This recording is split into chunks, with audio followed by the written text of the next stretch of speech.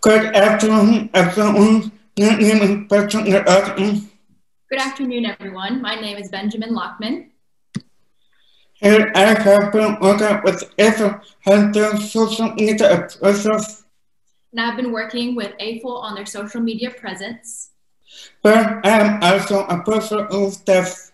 But I'm also a person who's deaf.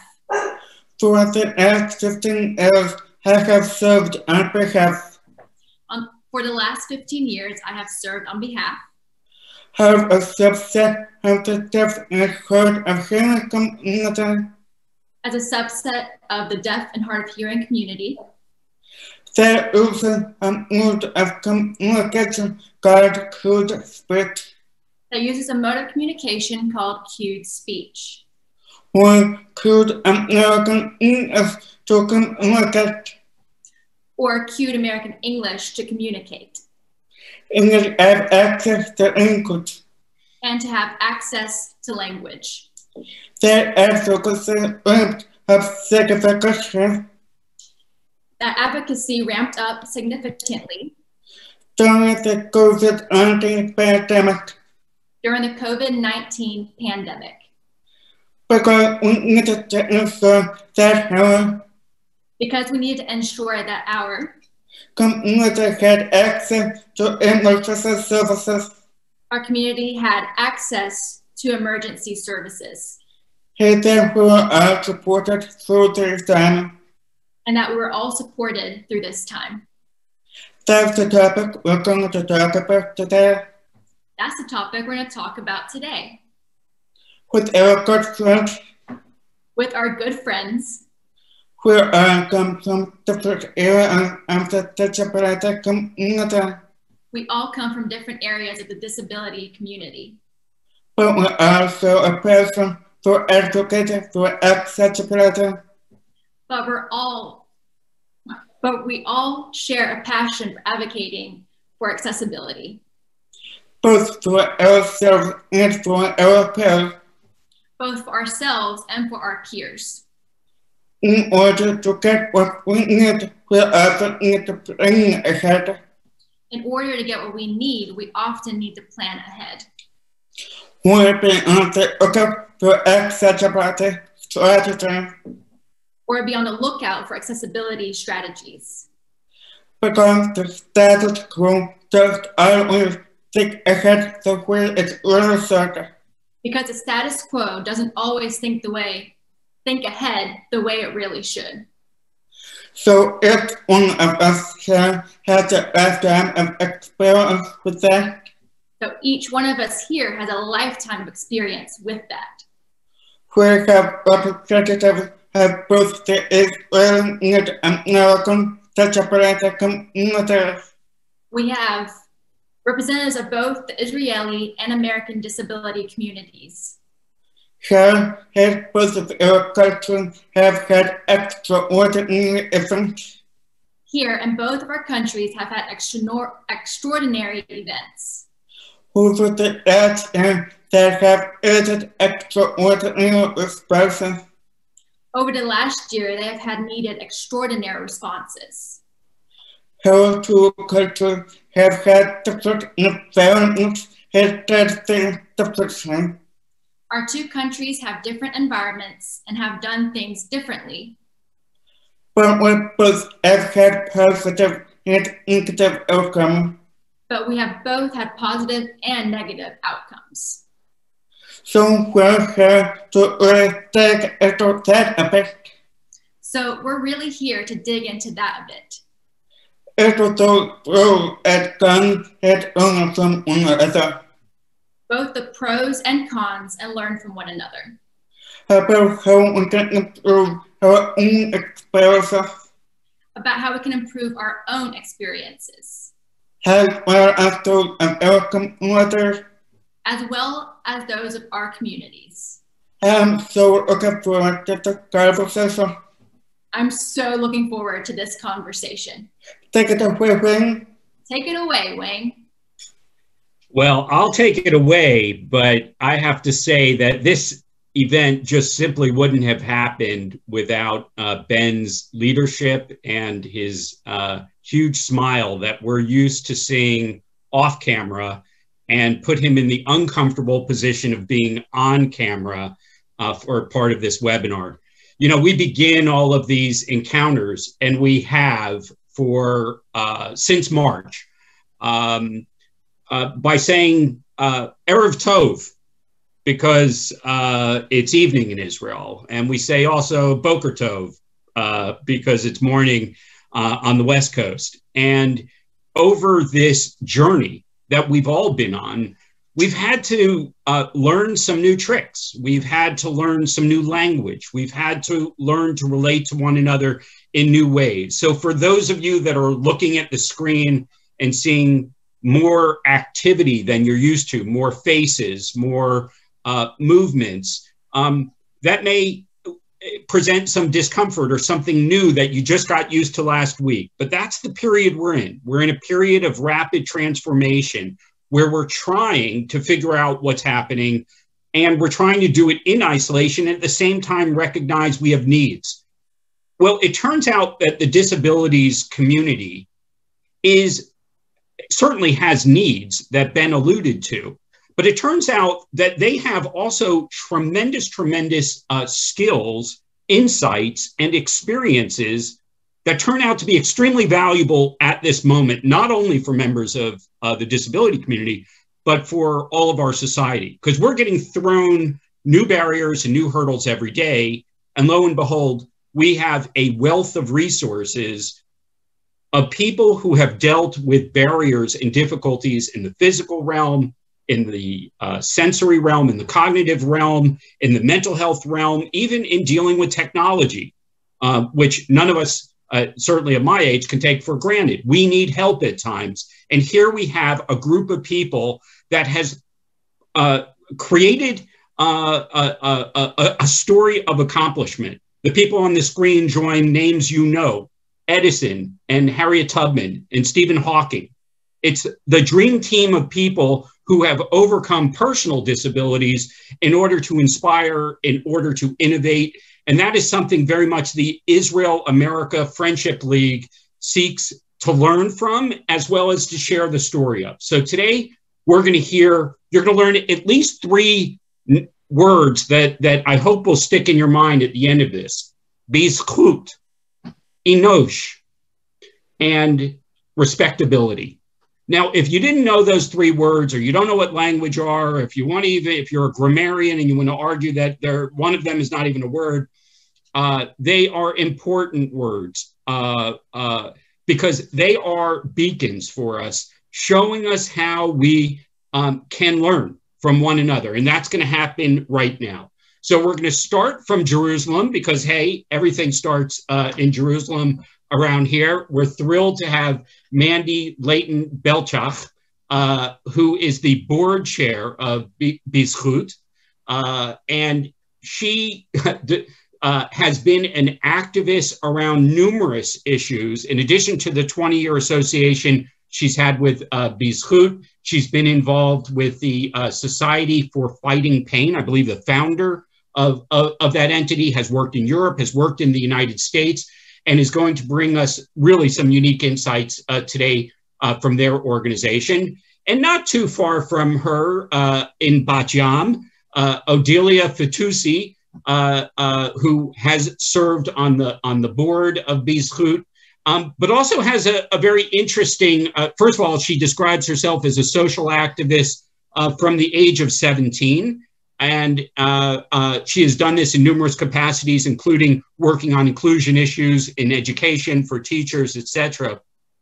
She's not here today representing any UN body. However, it would be remiss if I didn't point out that she is Israel's representative on the United Nations committee that deals with the rights of people with disabilities. So we're both proud of that distinction, and we're also just a tad bit curious about what that actually means and what these discussions look like on a national and international level. Then we're going to switch back all the way out to California, where my new friend Matan Koch is calling in from Matan, is the director of respectability for the state of California, where we literally have breaking news, which Matan will share with you afterwards. But in that capacity, he also, working for respectability, also works with Jewish leadership and Jewish organizations as well. Prior to that, he was an advisor on disability issues to the Obama administration and White House. And his background is in law and advocacy, having been trained at Yale and Harvard Law School, but we won't hold that against him on the call today. In addition, he's joined on the other coast, near New York, if not actually in New York City, where she normally is, Ariella Barker, who also comes to us with a legal training and background. She has advised the mayor of New York and New York City during the recent period. She's been an advocate on numerous issues facing disabilities community. She herself also has a background in law with undergraduate and graduate degrees from Emory University and graduate degree from Harvard as well. So we're very much looking forward to hearing about Ariella Barker, hearing from Ariella Barker. And finally, we have Advocate Liron David, in case we didn't think we had enough lawyers on the panel. She has an LLM in human rights law. She is the head of policy and international relations at Enosh, which is the Israeli Mental Health Association. And understanding the importance of the mental health issues in this discussion is really something that has risen as something that perhaps is not talked about as much. And we're really pleased to have Liron share insights on this. So I'm going to go back up to the top and hand over to Mandy. We're going to hear now three segments from the three different organizations, and then we'll please encourage everyone to share any questions that they have, but we'll try to save that for the end so we can at least hear the conversation up front. So please be patient. If you're in the audience, we encourage your questions, but we are going to try to give the three organizations an opportunity to introduce their organizations first and a little bit about the people who we have on the call. Okay, Mandy, go ahead. But let me remind you, yeah, the mic. Well, it seems that some of us have added disabilities due to the corona, like technological ones, which simply means I forget to turn the non-mute button on.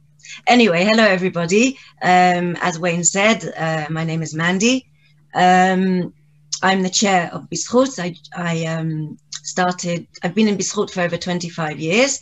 But before I talk to you about Bizchut, I'll just give you a few words about myself.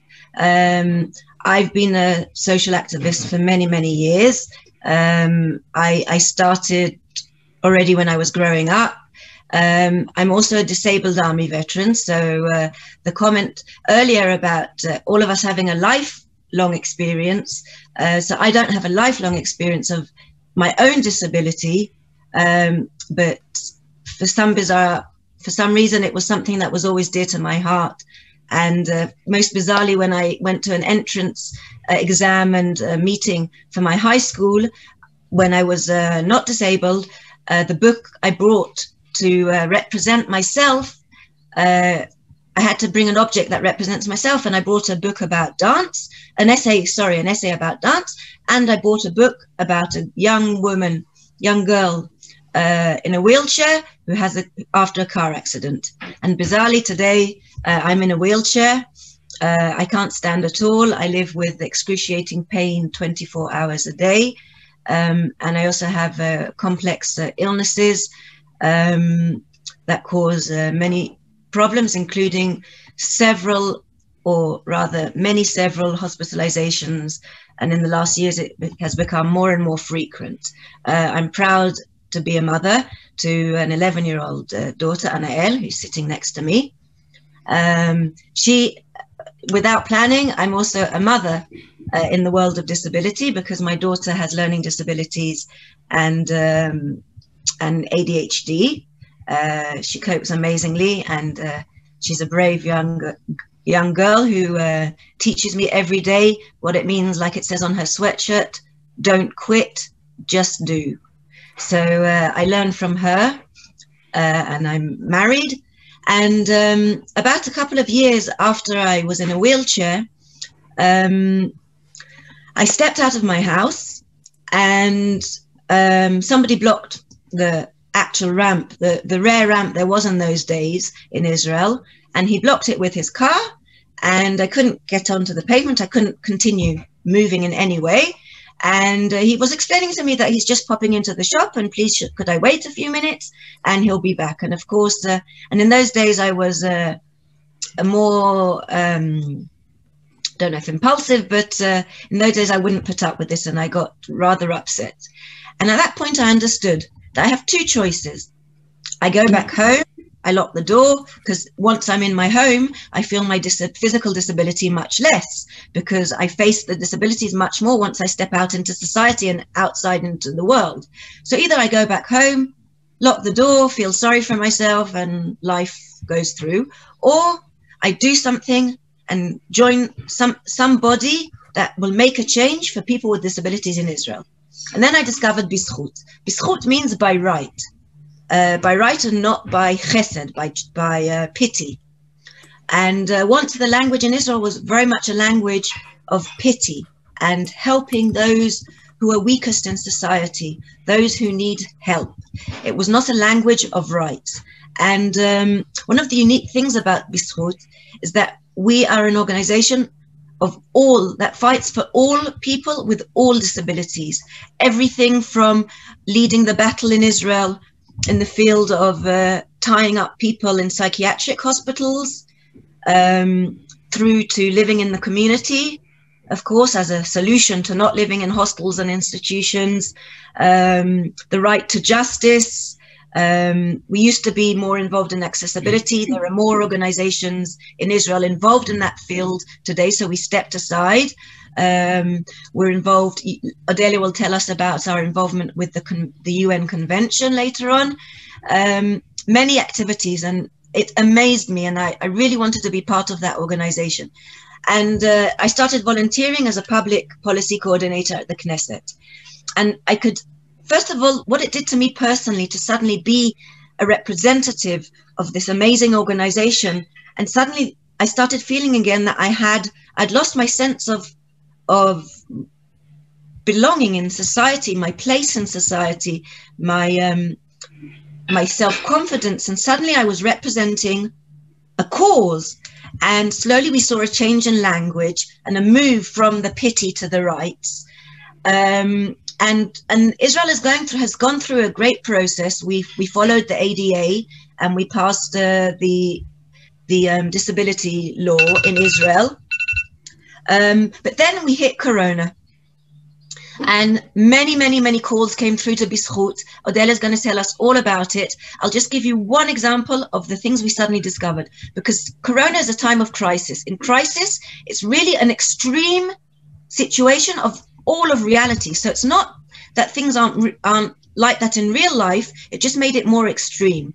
And suddenly, for example, life in institution became even more unbearable. They couldn't even receive visits from their family in the excuse of Corona. So many human rights were destroyed during Corona, and I'm going to pass it over to Odelia to continue. Thank you. So I will continue. Good evening from Israel. Good morning to USA. I'm 43 years old. I always like to share my age because I live with a massive disease. When I was born, the doctor didn't expect that I would pass the age of 2. And here I am still alive and fighting. And really the way of my life to arrive to the world of the right of person with disability was a little bit different than Mandy, but in the same highlight of Mandy, because I was born with my disability. And when you are born with disability, you know the perception about person with disability. You always want to be like the other society. You want to be equal to the healthy person, if we can call them healthy person. And I must say that the best credit that I can give it to my parents, with really focus about two issues: the focus about knowledge and the focus about choice. And that was two stones that they gave me in my life, really cornerstone that really helped me to raise up my freedom and to raise up my perspective about myself, that always I would be aware to all my rights since I was really, really young, and also that I will know to choose. And I'm part of the discussions about my medical situation. If a doctor going to talk with them about certain things, they always involve me about my situation. And it really creates the sort and the way that I behave continually. But only after I achieve my achievement, part of my achievement, which mean study and which mean to be an art therapist and working in many, many places in kind of leadership group, I agree to accept and to work about the right of person with disability, because I mean that I don't want only to be like the other society. I'm really proud of who I am, as a person that I am. And that's why on that day, I'm working in wonderful project of Machon Rechavim that's speaking about teacher with disability, how to include as much as we can teach with disability to be a role model for children with and without disability. And when we talk about the corona, I would just mention the connection for me and B'zchut. So B'zchut, I was volunteer as a board member, but I still continue my wonderful relationship of B'zchut because I am the co-director of more than 30 organization forum. And we wrote alternative report to the UN. You know, every state that ratified the convention, Wayne mentioned before that there is a committee of the CRPD. So every state need to give a report, and there is a voice of the civil society, and the civil society need to raise up the voice and said what it's not exactly as the report of the state said, what still need to be improved. So our forum create an alternative report, wonderful alternative report that really diagnose and share all the details about the gap between the situation in Israel and what the convention said.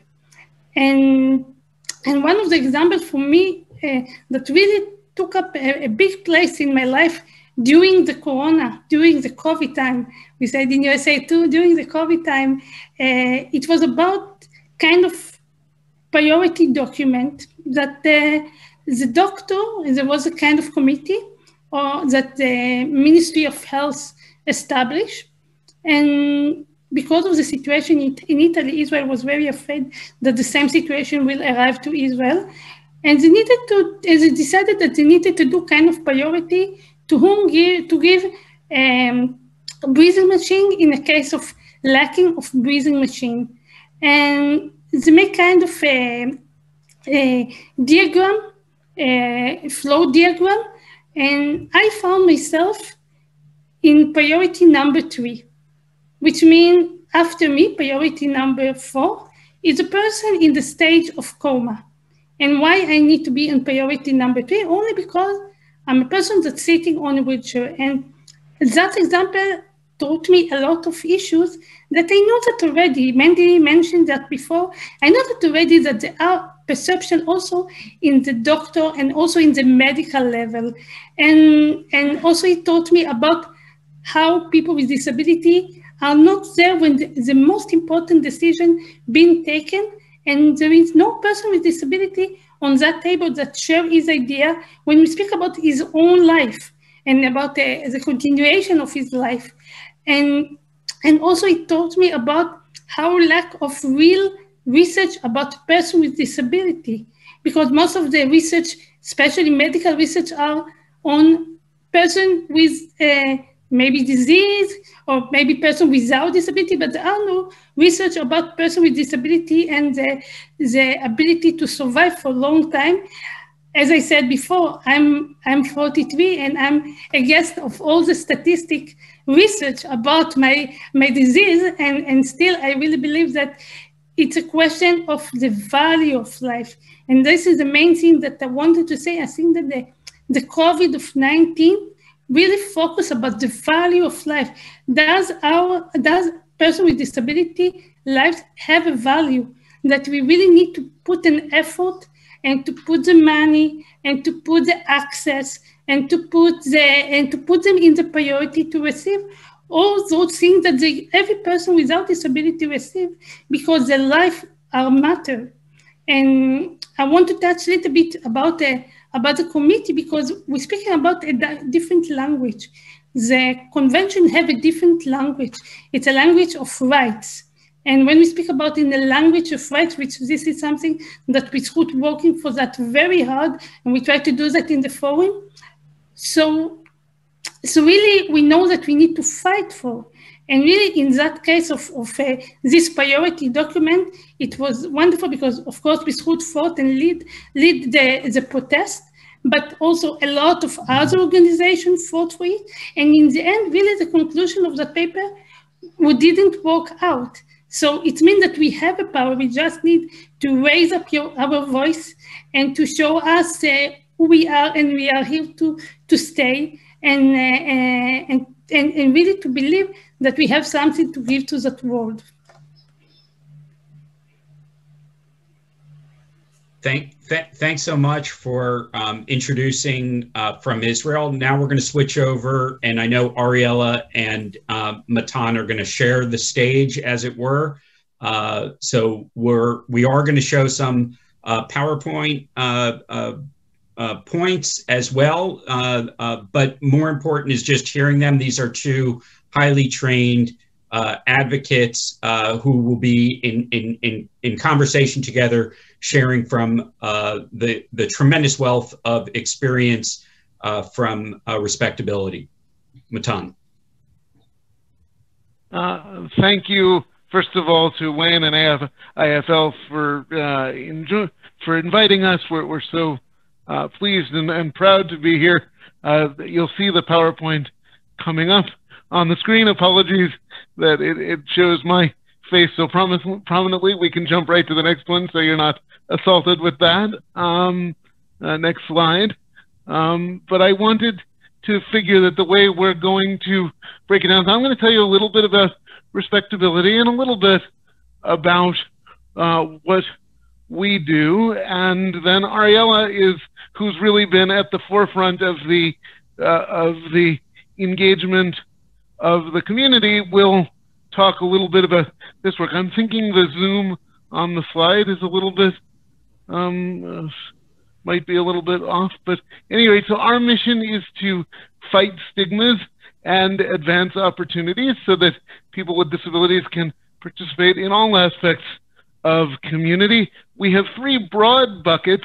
One is fighting those stigmas through narrative change. One is promoting our best practices in education, jobs, and accessibility. And the other is creating a pipeline of leaders with disabilities. I myself am a person with a disability. Ariella is a person with a disability. But we need to make sure that as time goes on, there are more people with disabilities ready to take up the fight, which sadly probably, the fight will be longer than our lives, even if our lives are wonderfully long and fruitful. Next slide, please.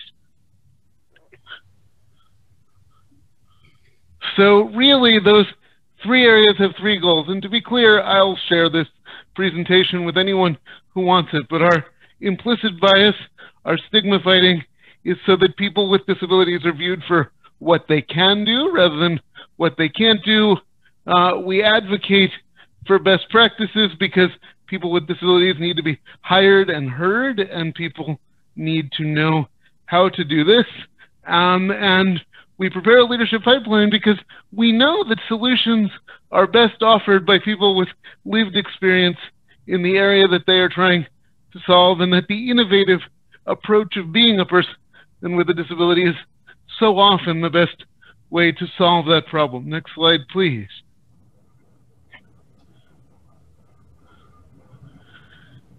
So, but then all of a sudden, we had to pivot, right? We were on the front lines of policy. We always will be, but then COVID-19 hit. And all of a sudden, a whole set of issues that were simply not a part of our daily experience faced us all, from medical rationing to food insecurity to now the questions of vaccines. And so we sort of had to become what we've called a rapid response outfit, which involved a combination of listening to the lived experience of people with disabilities. One of the first things we learned, for instance, was that states were looking very similar to Israel to the medical rationing possibility of treating people with disabilities in lower priorities, much like what Ellie was saying. And also we learned from talking to people with disabilities that people with disabilities who depended on SNAP would not be able to get food. And so we jumped into advocacy, mostly because they wouldn't SNAP, which is the sort of fancy current name for food stamps, did not allow online shopping, and it could be dangerous to go into stores. Next slide, please. And so ultimately, we realized that what we needed to do was to pull the community together, to learn what they were facing, to bring the facts to the people that needed them, to educate journalists and activists, and to ultimately bring people together as we do in our secular work. Next slide, please. And people came and people talked. We had, the number's not here on the slide, but I want to say over 20 convenings of individuals with disabilities sharing their needs. We learned about the SNAP issue and others. We co-chaired a convening with the Los Angeles City Department of Disabilities, where I'm physically located, where my office is physically located. And we heard from the grassroots about what they were facing and what Los Angeles could do better, because as the policymakers were telling us, they wanted to do the right thing, but they didn't know exactly how. Next slide.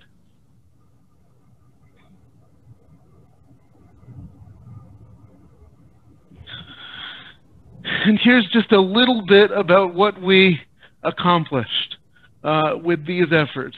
Working in coalition, we were able to share that which is commonly referred to as the stimulus payments here in the US got to the 8.5 million people with disabilities who were eligible without losing benefits, especially for the 4.3 million who don't file tax returns. We were able to make sure that medical rationing did not become policy in states, that people with disabilities would not be treated as devalued lives for their medical care. Although I will say that's a fight that continues. Just this morning, we've mobilized because the state of California is looking to take people with disabilities out of vaccine priority, and that's something that Ariella will talk about a little bit later.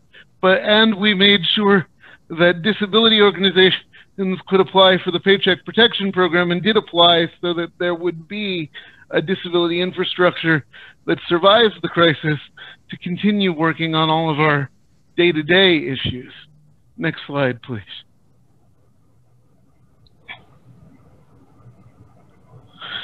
So just by way of example, I want to, and also just my handoff to Ariella, because she really led the citizen side of a lot of these efforts on that SNAP issue. Again, because I talked about it fast in the first instance.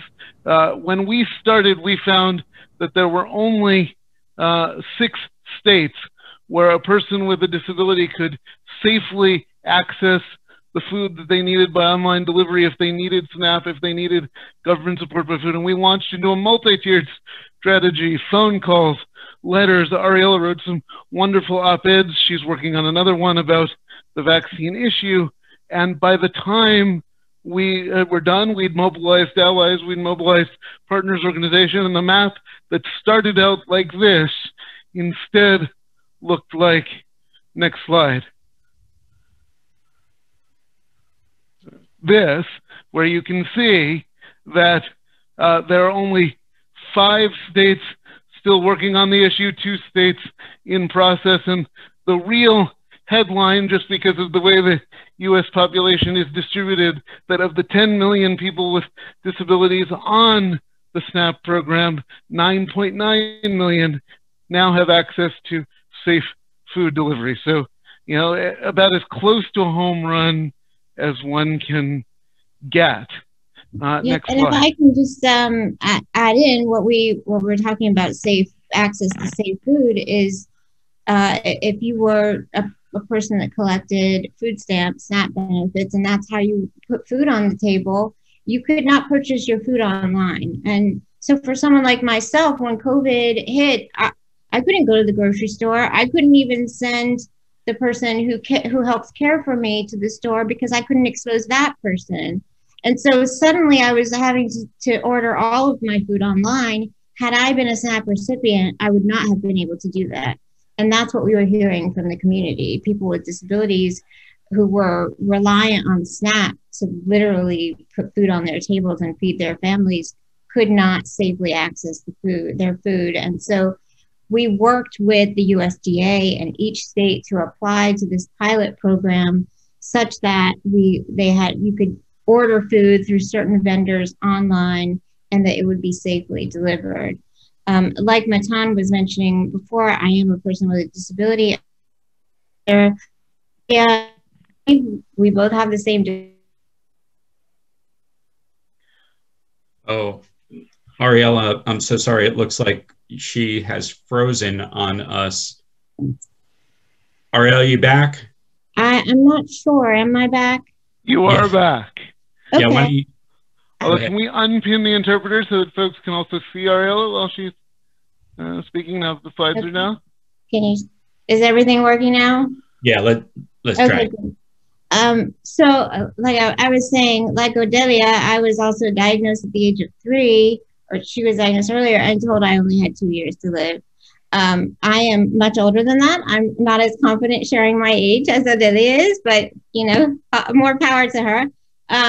But you know, as Mandy was also saying, you know, our lives are more challenged as a result of our disabilities before COVID, but when COVID hit, it exacerbated everything that we normally have to deal with. And one of the, you know, the exposure to the virus has been a major issue, but also so has our mental health. We have been isolated tremendously as a result of this. Yes, everyone is isolating. Yes, everyone is being careful, or at least should be careful, and they're being more isolated than, but we've been in a vacuum. We've been isolated more than anyone else because we are so high risk. And that makes it more difficult for us mental health wise. And particularly when you know that you could be facing institutionalization, going into a nursing home even more quickly. And in that nursing home, COVID is going to be rampant. And that's almost a guarantee that you could get COVID and die if you had to go into a nursing home. And this affected my friend Brian. He is vent dependent. He also had a similar disability to my own, lived in California. His caregivers had become very burned out. They were quitting. He could not get substitutes because there were regulations for patients on a ventilator, and he was facing having to go into a nursing home.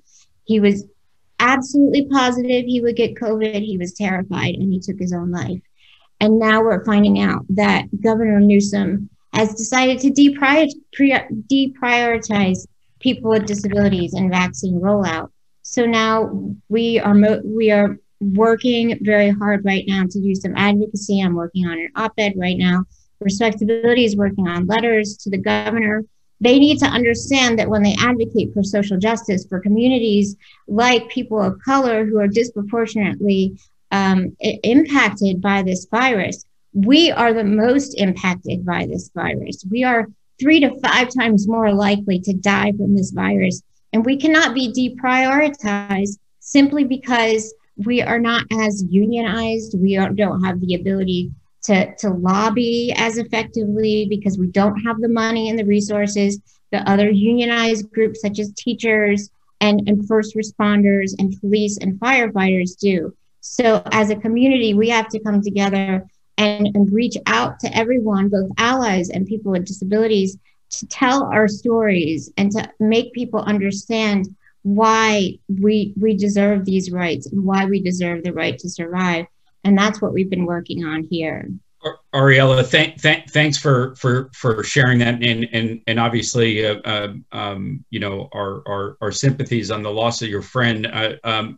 Your story really is a good segue to the challenge of the mental health issues that is the focus of the work of Enosh. Where Liron, I know we're a little bit behind now, but could you sort of share what your organization has really lifted up, and how in this pandemic period this has turned into an issue that really has important for the whole world to be focused on? Yeah, thank you, Wayne, and thank you, Ariella, for sharing this personal story. So I'm Liron, I'm from Enosh, the Israeli Mental Health Association, and we are, for whoever that doesn't know us, we are providing community-based mental health services in Israel. We promote awareness to mental health and promote advocacy and policy efforts to provide better mental health in Israel. And during the past year, I think everyone was feeling how mental health is everyone's story. And they felt it more clearly that we are all dealing with things that are putting ourselves in pressure, and we are coping with different new barriers that we didn't experience before. And all this new reality impacted us at Enosh in both, I think, both levels. Internal in our organization, how we dealt with COVID, because we are providing nationwide services to thousands of people, and our outside policy efforts, how we took the corona and provided government and policy, government policies efforts. So inside the organization, it was interesting to see the experiences of people sharing that now they feel they are more understood. People with severe mental illnesses and psychosocial disabilities, and now felt that the people around them understand them better.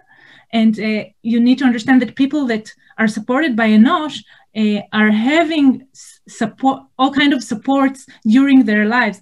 And we are thinking now how many more people can get these supports, because when you get one person or two persons that you can rely on in time of crisis, that's really important to people.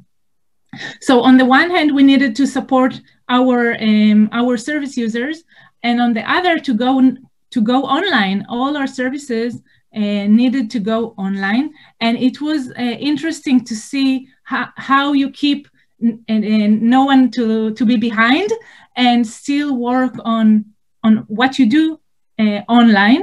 And that was an interesting experience for us. I think Israel, as you might know from other lectures, we deal with emergency situation all the time. And I think the preparation that we had in our service for many years now really helped us to cope with the emergency of COVID. And I think we need, as advocates, also to understand how good practices of how you prepare to all kinds of situations can really be meaningful in the real time. So that was one thing. And the other thing that we saw a really big push because of becoming online, we also became more national. Because if before COVID, things were happening in cities and in towns and in small communities, now we saw how they became national. People from Afula in the north and from Eilat in the south could talk together on issues that are disturbing them. And one of our initiatives this year was a project called Togetherness, which brought peers to support each other. So it's a peer-led group online that created online. And it was interesting to see how how the people that are experiencing these projects were able to support each other during this time. So I think this is a little bit about the organizational things that we did during COVID, and I can send in the chat later a link to other things that we did. But the other side of things is what you do, how you advocate online, or how you do things together with other groups and other organizations to change the reality that was changing every day. Every day we got new guidelines, new laws of COVID-19. And one of the efforts that was interesting, I think, to mention is the round table that was happening in Israel. In the government promoted the establishment of a round table to the disability community to sit together with government officials from all the offices. This roundtable was chaired by the commissioner, co-chaired by the Commissioner for Equal Rights of Persons with Disabilities, and by Enosh CEO, Dr. Hila Hadass. And it brought together the government and NGOs and philanthropy to discuss the burning issues of the first lockdown. And I think it's an interesting approach to how we deal with emergencies. I think it was the only initiative like that in the world that was happening during an emergency. Most of the time you should prepare for those things many years. And it was interesting to see how it built.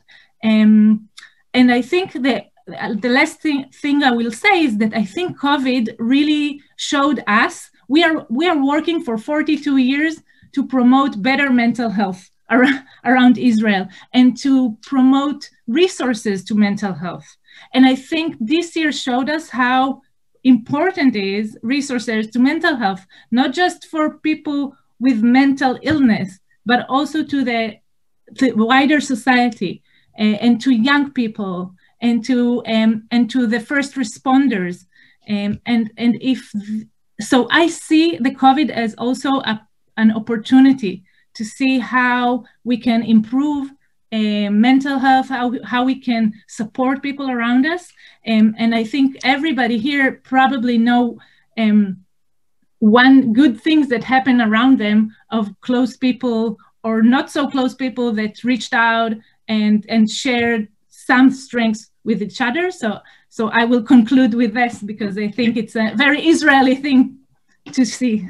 Well, Liron, thanks for underscoring the point about the preparation and the need for thinking in advance, something that Ben alluded to at the very top of the program. Mandy, I want to come back to you on some of the things that Ariella raised about the frustrations and the challenges of the disabled community. There were some very famous or very high profile protests in the disability community in Israel, which brought some of the issues early on to the attention of the broader community. I wonder if you could comment on that, about what organizing has been like in the disability community, and as we've been hearing, and maybe Odelia could comment on it as well, where Israel fits in terms of advancing rights for disabled people.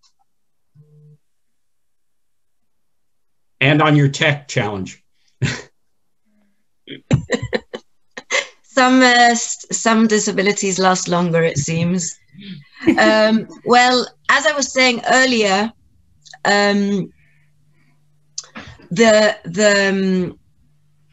sorry, we were talking about,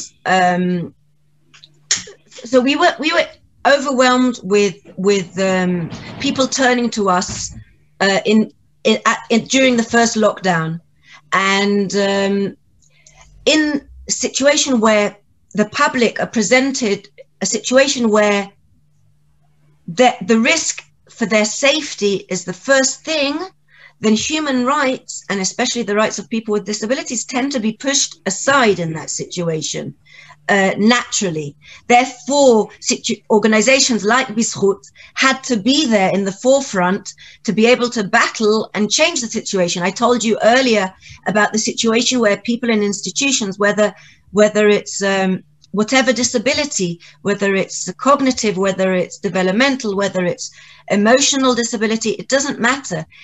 They couldn't even get visits by their parents, and Bizchut led the battle to change that situation in the field and enable people in institutions to get the practical help so that they would be able to see their families, because obviously with a disability, to suddenly not get that main support that you have in life, your lifeline to the outside world is taken away from you. So you're even more secluded in this institution where you shouldn't even be there in the first place, because in today's world, it's so clear that people with disabilities should not be pushed aside in society, should not be put in institutions, in hostels, should be enabled to live in community like everyone. So in this extreme situation of COVID, suddenly the option of institution, which benefits basically no one at the end of the day, is really not a solution. And I think one of the changes that we emphasized was that it's not just about if there's abuse, because we often go on, we talk on radio, for example, about stories of abuse in institutions. And I always stress that it's not just about the abuse. Of course, it's horrific that people are living in conditions where they're being abused and their crime is because they have a disability is not acceptable. But it's not only that. Any institution, even if it's very, very beautiful in the middle of nowhere with a factory nearby so that they can work and not, God forbid, be mixed in the community, that is also not a solution. So that was one of our fields, but we were faced with all kinds of things. Odelia told you beforehand about the whole battle we led together with organizations like Enosh and other organizations in the field in Israel, about the prioritization of who will be saved, who will be given ventilators. We were faced with so many situations of people in terrible distress. And Ariella it's very true what Ariella said, and we feel it in Israel as well, that it's even more powerful, the loneliness and the seclusion of people with disabilities, even though all of society was suddenly facing being in isolation. So and we're still dealing with the situation, and we're still finding solutions as we go on. So I will only mention. What have you seen from age 17 as an activist up until the recent period? So this is exactly what I want to focus about. Of course, there are many struggles in Israel.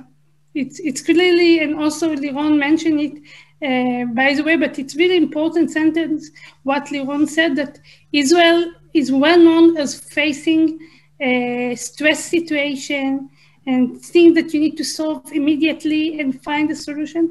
And for that, really, Israel is the best. They try to find a solution, to find the answer. You can reach immediately to talk to this one, to talk to that one, and to fix the situation when it's personally. But as a system, we still have a way to go.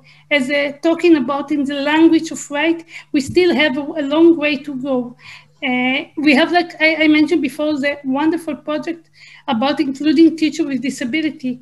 And I remember when I was in the campaign, I just started, only in March will be our first conference in the committee. But when I was in the campaign, I met over more than 100 states to talk to them about my feeling, what I hope to do to fix, to improve in the global point of view. And really my wish to improve, not only in Israel, but also all over the country, is to give the people with disabilities the knowledge about the convention, that they will know to talk in the language of right, that they will know what they deserve and how they can deserve it. And for that, Israel still need to make a way, but nobody had kind of project about including teacher. And many states think about it, how it's a wonderful idea to change perception about children, about a person with disability. You make a person with disability as a role model in a regular class. So there are places that Israel is very, very advanced, like let's say in accessibility. There is a huge difference between the life when I was 17 and now a huge difference about accessibility. But I want to mention also another point that I don't know if one mentioned it. I think persons with disability are used to be flexible to situation. All the time, the life is changing, and there is a way that persons with disability deal with that better. And we noticed that in COVID-19, we started to work by computer. I make all my work from my home. And suddenly it opened many options for persons with disability that couldn't go out to work. And now they can work by home, and we need to take that field and to make it more exist, and to make it people more aware that more and more people with disability could earn their own money and to be independent in their own life. Delia, it's really a great point when in these encounters that we've had in numerous topics. Flexibility creates innovation. Flexibility creates new understandings and new ways of doing things. And I do think there's something to that. Let me swing back quickly, Ariella, your thoughts on, because you've sort of looked at this on both sides of the ocean, about where there are opportunities for coming out of COVID, for government to do the right thing, for organizations, for businesses, and even employers to make life easier. And what have we? Are you hopeful from this period that we're in? Yeah, so one of the things that I failed to mention is that I'm also a dual American Israeli citizen. So I've lived in both countries. I have friends in both countries with disabilities and not with disabilities. And my experience in both countries has led me to believe that Israel understands the disability experience a little bit more than government in the United States. And I think that has a lot to do with the fact that there's mandatory military service, and many members of the military become disabled as a result. So there's more awareness, not maybe so much regarding accessibility. That was a little bit different. But, I think that we could learn a lot from the model of how Israel understands that our lives are more expensive. And so, unless you make a really, really high percentage of, unless you're at the top earners, you don't have to pay taxes, because they understand it costs more for us to live. It costs more for us to have accessibility. So there are a lot of things that Israel does that we can look to for modeling. And I think that vaccine distribution has been one of those. But I think that Israel can also look to the United States for modeling as well. I think that in terms of accessibility, we tend to be ahead of the curve than Israel does. Liron, I want to give you 1 minute on an impossible task on mental health. Are there things that have been learned that you think will be shared and can be shared about self-help and getting over the isolation? I feel like this community is maybe, unfortunately, the experts in this. Yeah, so as I mentioned before, I think the COVID has created many opportunities for us. I think, first of all, is to fight the stigma around mental health. I think that's the first barrier that we face in the mental health field, the stigma of professionals, the stigma, the self-stigma, the institutional stigma. I think when we reduce that, we can promote so much more opportunities and supports for people, because you will have more research on mental health and what help you, and you will have more community-based services, and you will have more self-help practices that I think the COVID-19 has opened us. So was that a minute? Or that was a minute. You're great. Matan, can you match her? 1 minute? 1 minute on what we can do for access and making things better. I think what I'd say is it comes down to recognizing that people with disabilities' lives have value, that we have abilities and talents to contribute. All of the discussions today have been frankly premised on the notion that sometimes our lives are treated as a little less valuable. And if we focus instead on the amazing contributions we can make as individuals, created, if you'll permit the conceit, B'Tselem Elokim, that we are in fact all of infinite value, is what we are taught. So Beautifully That's my 1 stated. minute. Beautifully stated, and on one foot, as we would say, right?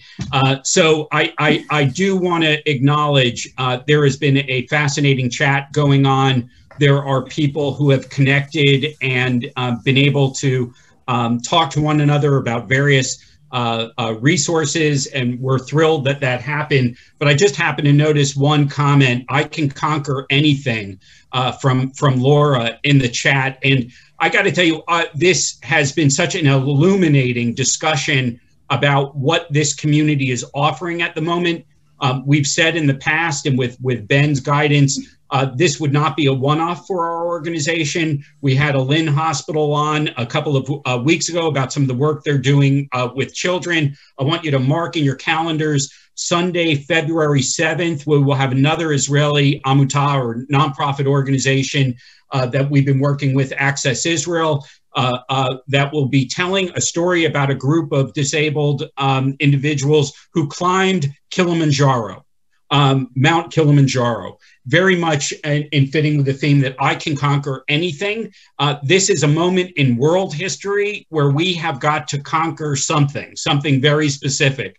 And so we need all of the best insights, all of the best resources, all of the best ratzon, and the willingness to imagine a better world that we will emerge from after this. So thanks everyone on this panel for contributing to a better world and to advancing the rights of your constituencies in such a successful, powerful, and professional way. We all learned a lot from this, and we hope to see you all back every Wednesday, every Sunday. This is what we do. America-Israel Friendship League. Shavua Tov. Goodbye. Everybody have a safe week. Thank you. Shalom. And thanks to our interpreters. Thank you very so much, Wayne, and interpreters. Thank you very much My for this pleasure. opportunity.